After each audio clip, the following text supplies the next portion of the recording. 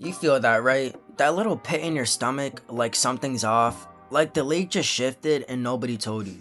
Because what happened in game 1 wasn't supposed to happen. Not like this. Not this clean, not this controlled, not this loud without even trying to be loud. And if you're a Detroit Pistons fan, you probably sat there staring at your screen, wondering when it was gonna flip, when the run was coming, when the young legs would punch back. But it never really came, and that's the scary part. Because the Orlando Magic didn't just win, they dictated everything. Like they walked into the game already knowing the ending. Like they seen this version of Detroit 10 times before and knew exactly where to pressure. And from the jump, you could feel the difference in pace, and composure, and control. And yeah, you can talk about talent, you can talk about matchups, but this wasn't just about who had better players. This was about who looked ready for the moment. And Orlando looked like they've been here for months, not just game 1. Not just the playoffs, but like this was the plan the entire season. Paolo Banchero didn't come out trying to prove anything flashy, and that's what made it even worse for Detroit. He was patient, he picked his spots, and he let the game come to him, something that he struggled with in the regular season. And still ended up controlling everything, dropping efficient buckets, pulling defenders, making the right reads. And when your best player doesn't have to force it, but still dominates, that's when you know it's dangerous. And then you look at Franz Wagner, and it's like he just slides into every crack in your defense. Every hesitation, every late rotation. He's there, cutting, shooting, making the extra pass. And Detroit never really figured out how to stay attached to him without breaking somewhere else. The scary part is, Orlando didn't even have to shoot lights out to win this. They just play smarter, and if you look at the numbers real quick, they had the better assist to turnover ratio, cleaner possessions, and way more controlled half-court execution. Nothing crazy, just disciplined basketball that stacks up over 48 minutes. Meanwhile, the Pistons look like a team that hasn't fully learned how to slow down when things get tight. Like every possession started feeling heavier, and instead of settling in, they sped up. And that's exactly what Orlando wanted. Kate Cunningham definitely had his moments, you cannot deny that. The man had 39. Flashes when it looked like he's the best player on the floor. But it wasn't sustained, and Orlando made sure of that. Sending help at the right times, forcing him into tougher looks, making him work for every single point. And then there's the spacing issue, because Detroit's offense kept shrinking in on itself. Defenders cheating off shooters, clogging lanes, daring someone else to beat them, and nobody consistently stepped up to punish that, which is exactly how you lose control of a playoff game. You could see it in the body language too. Light rotations, hands dropping, that split second of hesitation that doesn't matter in January, but will defeat you in April.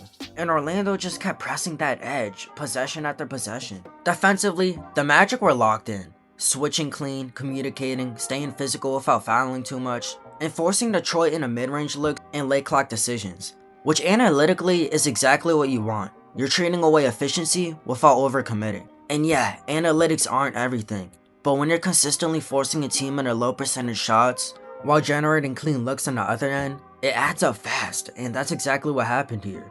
Another thing that stood out was tempo control, because even when Detroit tried to push, Orlando didn't panic. They got back, set their defense, and made every possession feel like work. Like nothing was coming easy, nothing was flowing naturally. Jalen Duren definitely had some strong moments inside, crashing boards, finishing through contact, but the Magic adjusted, sending bodies, making entry passes harder, and slowly taking them out of rhythm.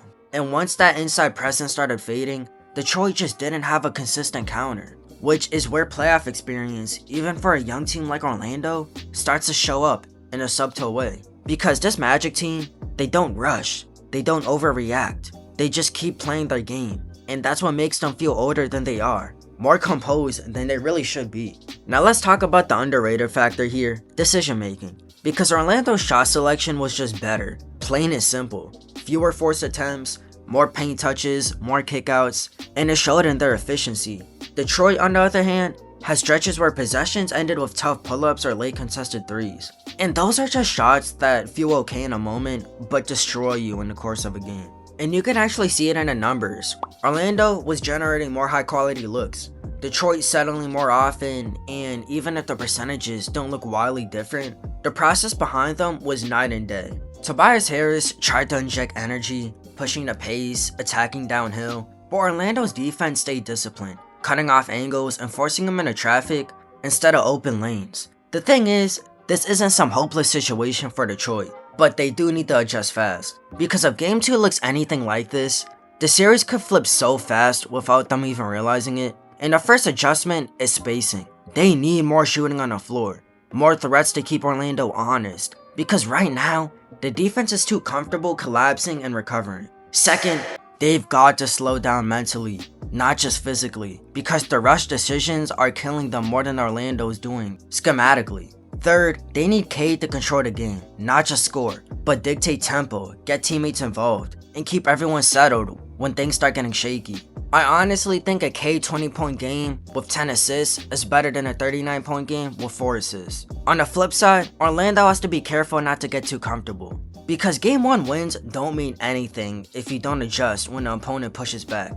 And knowing the Detroit Pistons, they're gonna push back. But if Paolo keeps playing like this, controlled, efficient, unbothered, it's going to be a problem, because he's not forcing anything, and that's what makes him harder to stop. And Franz, man, if he keeps moving like that off ball, reading defenses, making quick decisions, he's going to keep finding ways to impact the game without even dominating touches. This team just feels connected right now, like every piece knows its role, and that's not something you can fake in the playoffs. So yeah, Game 1 might just be one game, but it definitely taught us a lot.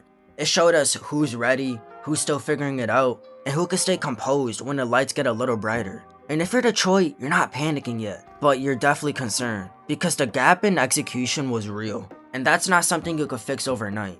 If you're Orlando, you're confident, but you know the job isn't done.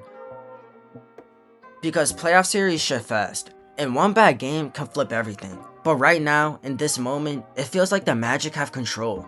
And that's the part that should worry everyone watching. Because when a young team starts looking like this calm, this organized, this unshaken, that's when they stop being a fun story. That's when they start becoming a real problem. But that's just my thoughts, man. If y'all enjoyed the video, leave a like, subscribe, turn on notifications. And until later, I'll see you on Mars. Peace. You telling me you falling out of love with me. Hope you can find someone to love you better than I did. Taking our memories on love and treating it like nothing. Taking our memories on love and treating it like gossip. It's my love for my grandmother make me gentle when I care for you. Tell me you're falling out of love, she's breaking my heart in two.